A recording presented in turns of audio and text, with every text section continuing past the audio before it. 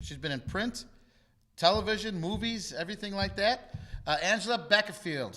Angela, welcome to broadcast. Thank you, Larry. Hope you didn't wait too long. I'm sorry if you did. So how are you today? I'm good. Thanks for having me. This is Oh, fun. no problem. Cool. Tell us about what got you involved in acting. And how long you've been acting for a while, right? I have been acting for a while. Since I was about 3. Okay. On the stage, and then I just got back into my career about 2 years ago. And since getting back into my career, I've really just been focusing on film and here recently doing a few commercials and print jobs. Yeah, it's amazing just looking at your resume how much stuff you've done. Now, what got you involved? What made you want to become an actress at one point? I mean, 3 years old, you have no choice over it, right? Right. But I knew, like, even then that's what I was supposed to do with my life. It's just I just feel like it's who I was supposed to be. You know, that sounds kind of cliche, but it's. So all your life you felt that way. Yeah. It's just what I love, and I've done a lot of things in between then and now, obviously. Before getting back into my career, I have my bachelor's degree in education, so I was a 4th grade teacher, and then went on to have my family, so I have kids, and then 2 years ago just kind of got back into it after my family's been kind of settled, and the timing was right. What appeals to you in acting? What do you like about it? Being an actress. Right. I love to evoke different emotions in people. Okay. Things that, they might not be able to even subconsciously know that they're thinking and feeling. Being able to bring those thoughts to the forefront for those people. And I enjoy doing films that I feel are going to touch people in some way, and change them. I really am particular about the films that I do and make sure that I really connect to the character. And there's a lot of films that I don't do because I just don't like the storyline, or I don't connect to the character that I'm supposed to be portraying. Or You tend to do a lot of dramas. I do a lot of dramas, and I really enjoy drama. I love comedy as well, but I tend to be more comfortable in that zone of doing drama. So I did a feature last spring called Catherine Upside Down, and that is a comedy, but a dark comedy. So that was my first, I think, real comedic role. But my role, even in that movie, is a little bit on the more serious side. You have a family, so you took a break to start from acting. You started off in acting, you did acting for a while, you took a break for your family, and then you started back up again. Right. How is it to balance your family life with your acting life? It's incredibly difficult. Yeah. I put in a lot of late nights. My youngest son is only 4, so he's still at home with me most of the day. Right. So I do a lot of stuff in the evenings and on the weekends, and I have some really great friends that help me during the week if I need people to watch my kids, and I couldn't do it honestly without them helping me. I really couldn't.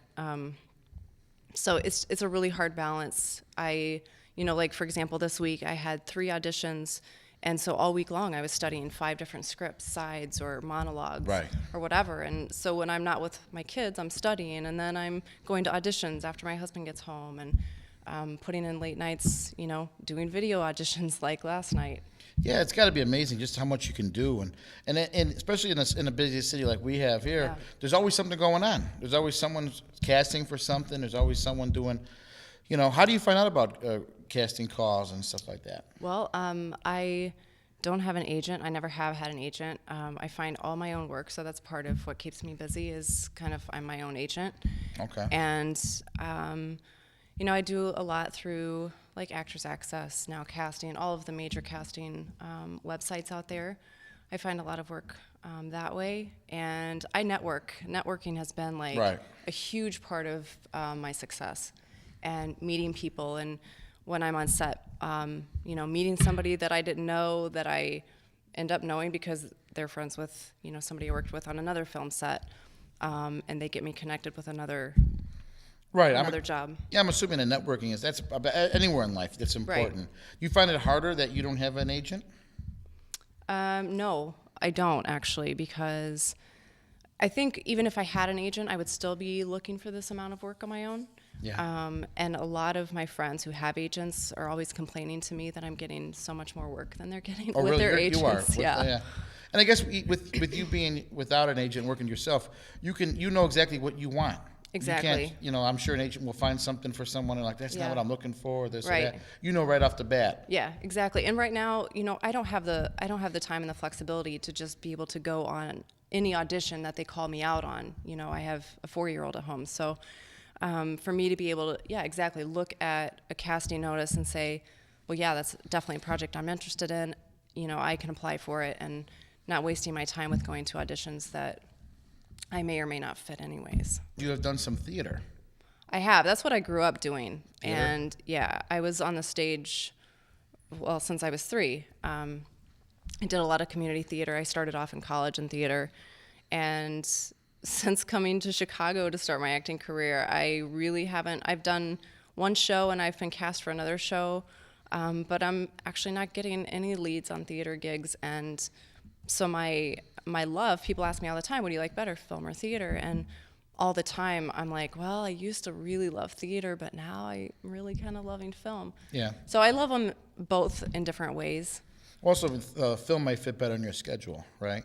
Exactly. Theater is longer. Yeah, theater is, a lot of it's non-paying, and it's a really huge time commitment.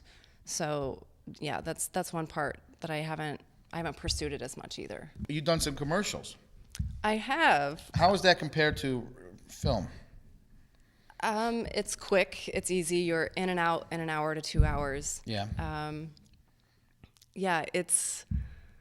I did a Remax commercial last week, and that was, I was in there for an hour as the real estate agent, and quick, easy, in and out, quick money.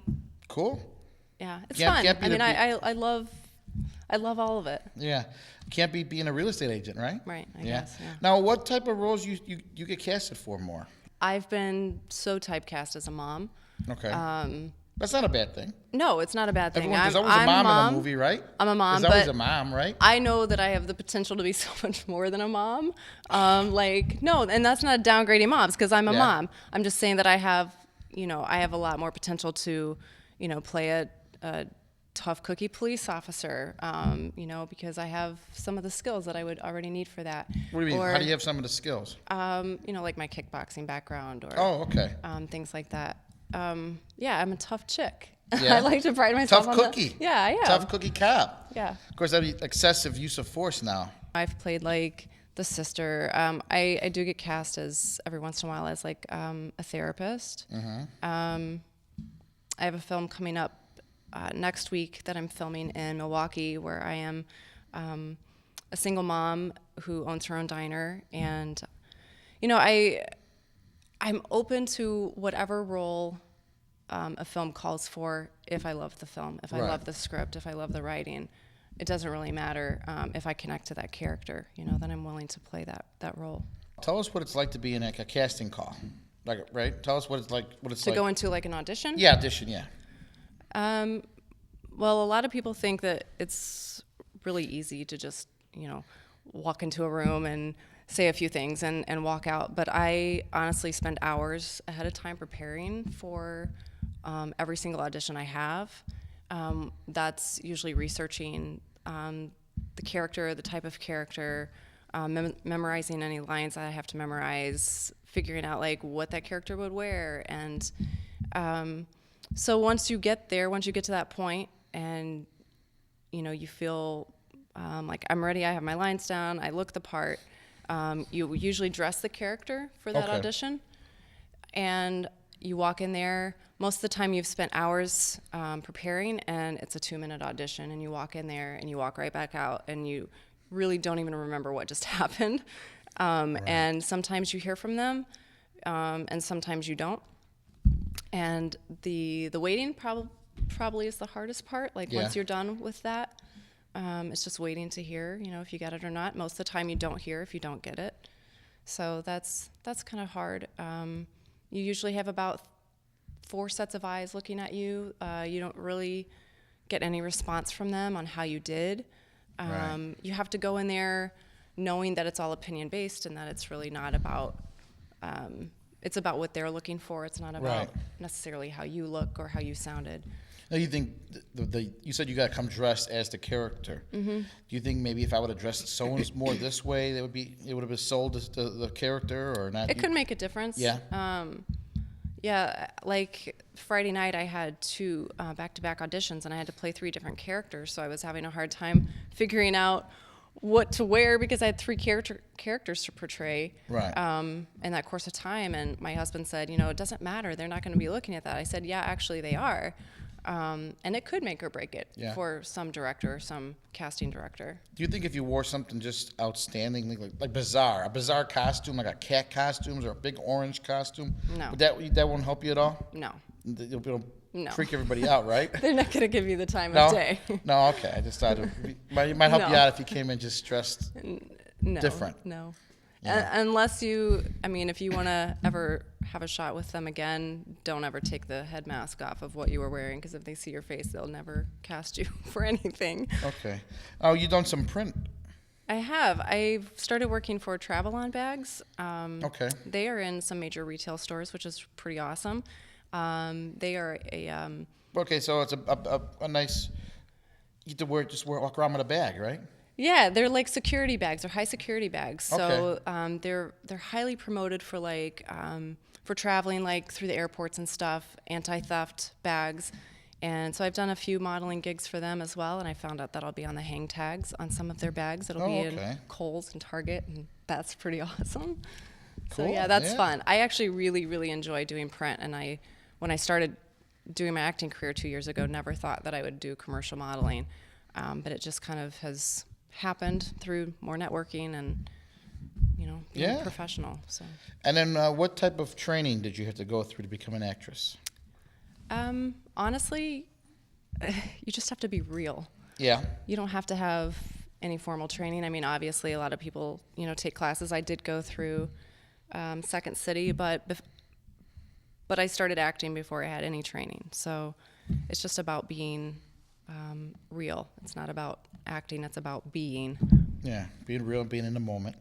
Exactly. And if you go to some schools, that's obviously some networking opportunities, right? I mean, more so than ever, right? Just meeting people. Yeah, absolutely. And I definitely promote education. I mean, I was a teacher, so I definitely think, the more you learn, the better you become. Do you think being a teacher at one time helped you become a better actress? Yes, because I improvised in my classroom all the time. Yeah. Yeah, absolutely.